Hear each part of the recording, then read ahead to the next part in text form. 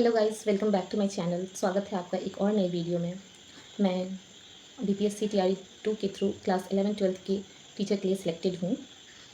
मैं इस वीडियो में आपको बताना चाहती हूँ कि मैंने ये सरकारी जॉब कैसे हासिल किया।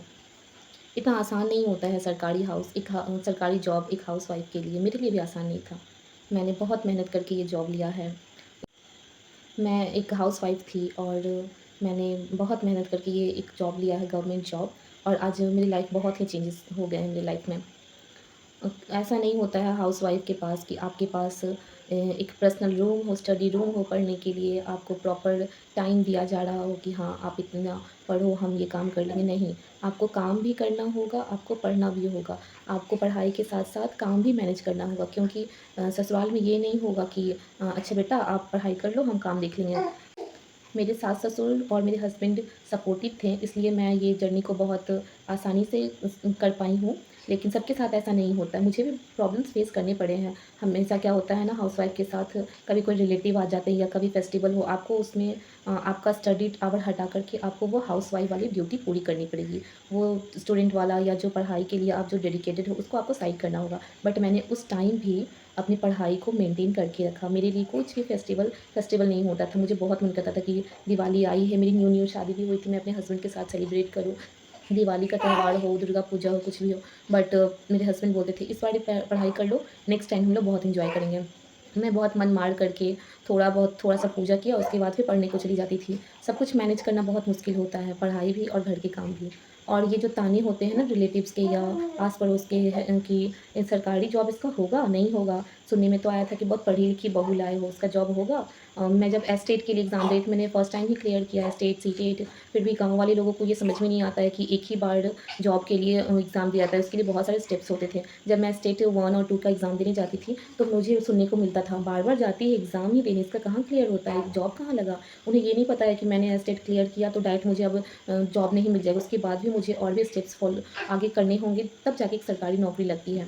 मुझे बहुत बुरा लगता था, मैंने अपने फादर इन लॉ से भी कहा कि पापा शायद नहीं होगा ना मेरे से, तो बहुत लोग को कहेंगे कि बहुत कहते थे कि पढ़ी-लिखी बहू लाए हैं, जॉब कहाँ हुआ? तो मेरे फादर इन लॉ ने मुझे सपोर्ट किया, बोला बेटा कोई बात नहीं, अगर आपका जॉब नहीं होता है तो भी कोई बात नहीं, आप सबका मुँह नहीं बंद कर सकते। मैंने कहा पता है पापा, मुझे सुनने में आया है, सब लोग कहते हैं कि बार-बार एग्ज़ाम देने जाती है, कहाँ हुआ? जबकि मैं शादी के पहले ही सीटेट क्लियर कर लिया था मैंने, और मेरी जस्ट शादी हुई थी और तुरंत के ही आया था, कुछ महीने 1 साल बाद ही आया था टीआरई 1। और टीआरई 2 तो आपको पता ही है, उसके कुछ मंथ्स बाद ही टीआरई 2 भी आया। टीआरई 1 में भी मेरा हो गया था, लेकिन उसमें क्या था ना 1 टू 5 के लिए 1 टू 5 मेरा हुआ था, क्योंकि मैं उस टाइम एसटेट मेरा क्लियर नहीं था। तो 1 टू 5 में बीएड वालों को हटा दिया गया था, तो उसमें मेरा सिलेक्शन नहीं हुआ था। फिर मैंने 2021 में बीएड किया है और उसी के लास्ट दिसंबर में मैंने सीटेट क्लियर किया था। फिर लास्ट 22 में मेरा जॉब भी हो गया टीआरई 2 के थ्रू। और अभी मेरा 1 साल हो गया है जॉब को, और मैं अभी मैटरनिटी लीव को एन्जॉय कर रही हूँ। मेरा एक छोटा-सा बेबी है। ये जर्नी मेरे लिए आसान नहीं था, लेकिन मेरे हस्बैंड बहुत बहुत बहुत सपोर्टिव हैं। उन्होंने मेरे लाइफ़ में हर जगह मेरा सपोर्ट किया हो, चाहे वो जॉब का हो या मेरे प्रेगनेंसी टाइम में हो। मुझे और किसी की ज़रूरत ही नहीं, क्योंकि मेरे हस्बैंड मेरे लिए इनफ़ हैं।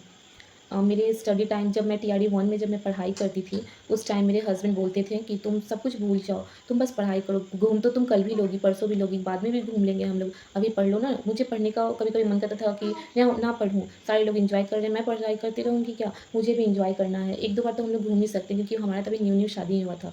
बट हस्बैंड बोलते थे कि एक बारी जॉब कर लो, उसके बाद हम लोग घूमा करेंगे। फिर टीआरई 1 में जब मुझे हटा दिया गया कि आप बीएड हो बोल कर के, मेरा सिलेक्शन होने के बाद भी, नंबर आने के बाद भी नहीं हुआ। फिर मैंने टीआरई 2 के लिए तैयारी किया और मेरा क्लास 11-12 के लिए मेरा सिलेक्शन हो गया, और मैं अभी पोस्टेड हूँ क्लास 11-12 के टीचर के लिए।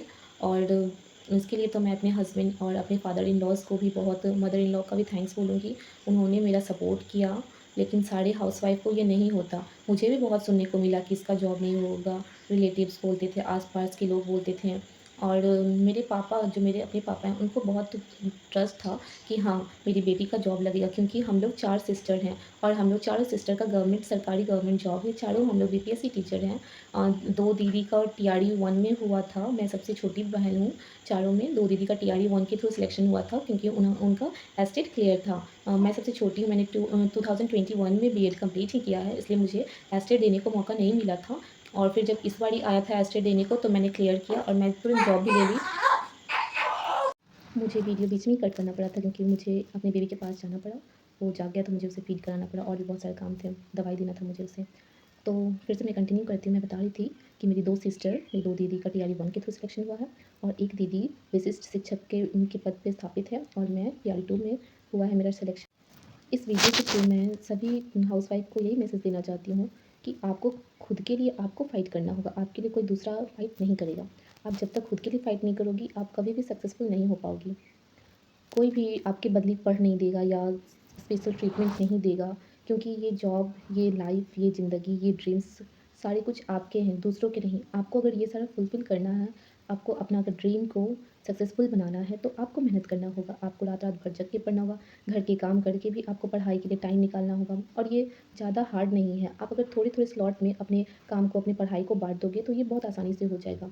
पूरे दिन में 6 घंटे पढ़ाई के लिए निकालना उतना भी हार्ड नहीं होता है। सारे काम को आप कर लो, बीच-बीच में आप पढ़ाई भी करो, काम भी करो।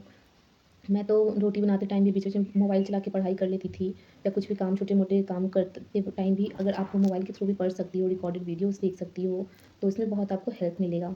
ऐसा कुछ नहीं है कि 24 आवर्स में आप से 6 घंटे सिर्फ़ 6 घंटे पढ़ाई के लिए ना निकालो। अगर आप डेडिकेटेड रहोगे तो ये हो जाएगा। अगर आपको सच में अपना सपना पूरा करना है, तो सारे लोगों के ताने काम जो भी है सब आपको छोड़ना पड़ेगा क्योंकि आपको अपना सपना पूरा करना है। तो मैं तो यही बोलूँगी, अगर आपको कोई सपोर्ट नहीं भी करता, अगर करता है तो बहुत अच्छी बात है, अगर नहीं भी सपोर्ट करता है आपको तो आप खुद के लिए खुद फ़ाइट करो। दूसरे नहीं आएँगे आपके लिए फ़ाइट करने के लिए। खुद से अपना टाइम निकालो, सारे काम को भी मैनेज करो, पढ़ाई को भी मैनेज करो और आप भी अच्छा एक जॉब ले लो, गवर्नमेंट जॉब ले लो या कोई भी प्राइवेट जॉब ले लो, तो आपका लाइफ़ बहुत चेंज हो जाएगा। और अगर आप चाहते हैं कि मेरे लिए कोई फ़ाइट करे या मुझे कोई सपोर्ट करे, तो इसके लिए ना सबसे पहले आपको खुद के लिए लड़ना होगा। तो इसके लिए आप ये कर सकते हो कि आप अगर घर पे पढ़ाई करोगे, तो ऐसा नहीं है कि लोग देख रहे हैं कि वो पढ़ रही है तो सपोर्ट नहीं करेंगे। करेंगे लोग सपोर्ट, लेकिन हाँ, उसके लिए आपको मेहनत करना होगा। अगर सामने वाले देख रहे हैं कि हाँ, ये पढ़ाई करना चाहती है, काम भी कर रही है, पढ़ाई भी कर रही है, तो फैमिली वाले भी आपको ज़रूर सपोर्ट करेंगे। और ये प्रूव करने के लिए कि हाँ, आप सच में पढ़ाई पे ध्यान दे रही हो, आप इसके लिए छोटे-छोटे एग्ज़ाम्स क्लियर कर सकते हो जैसे प्री या कुछ जैसे इस एग्ज़ाम में ज़्यादा मार्क्स नहीं आया तो नेक्स्ट एग्ज़ाम में थोड़ा-सा और अच्छा मार्क्स लाओ और थोड़ी मेहनत करो तो आपके फैमिली वालों को भी पता चलेगा कि हाँ, ये मेहनत कर रही है, हमें भी इसे सपोर्ट करना चाहिए। छोटे-छोटे काम में आपके फैमिली भी मदद कर सकते हैं और ये सब भी अगर नहीं होता है तो आप हाउसमेड रख सकती हो या किसी से हेल्प करने के लिए बोलो कि आप कुछ दिनों के लिए मेरी हेल्प कर दो, फिर जब सब कुछ होगा तो मैं सब कुछ मैनेज कर लूँगी। किसी भी तरह करके आपको ये जॉब लेना है, आपको गवर्नमेंट जॉब लेना है या प्राइवेट जॉब कुछ भी हो, मैं तो यही बोलूँगी कि आप सेल्फ डिपेंडेंट बनो। कुछ भी करके आप अपने पैरों के ऊपर खड़े हो जाओ तो आपका लाइफ़ बहुत अलग हो जाएगा। आपके हस्बैंड्स भी आपको पैसे देंगे अगर आप हाउसवाइफ़ हो, लेकिन उस पे आपका अपना हक नहीं होगा क्योंकि वो दूसरे लोग दे रहे हैं, आपके हस्बैंड दे रहे हैं। जब आप अपना खुद का 1 रुपया भी कमाओगी ना तो आपको एक अलग सा ही खुशी होगा। जब आपके अकाउंट में आपकी मेहनत की सैलरी आएगी, तो वो खुशी बहुत अलग होती है, बहुत अलग। ये आपके हस्बैंड अगर आपको बहुत पैसे हर महीने भी दे रहे हैं ना, तो भी वो आपको खुशी नहीं होगी क्योंकि वो आपके मेहनत के पैसे नहीं हैं। आप खुद का जॉब करो, खुद मेहनत करो, पैसे कमाओ, गवर्नमेंट जॉब लो और एक एग्ज़ाम्पल कायम करो कि हाँ, हाउसवाइफ़ भी जॉब ले सकती है। ऐसा नहीं है कि सारी हाउसवाइफ़ जॉब नहीं कर सकती है। हाउसवाइफ़ काम करते हुए, अपनी फैमिली चलाते हुए, अपने बच्चे देखते हुए, सारे काम करते हुए हाउसवाइफ़ भी काम करती है, जॉब करती है और जॉब लेने के बाद भी वो अपने घर का सारा काम करती है। ऐसा नहीं है कि जॉब लग गया तो उसमें घमंड आ गया, वो घर का काम छोड़ दे रही है। नहीं, फैमिली और जॉब दोनों मैनेज करती हैं आज की महिलाएँ। इसलिए आप भी जॉब लो और एक अच्छा एग्ज़ाम्पल सेट करो हमारे समाज में। अगर आपको ये वीडियो अच्छा लगा होगा तो प्लीज़ लाइक कर देना। Thank you for watching.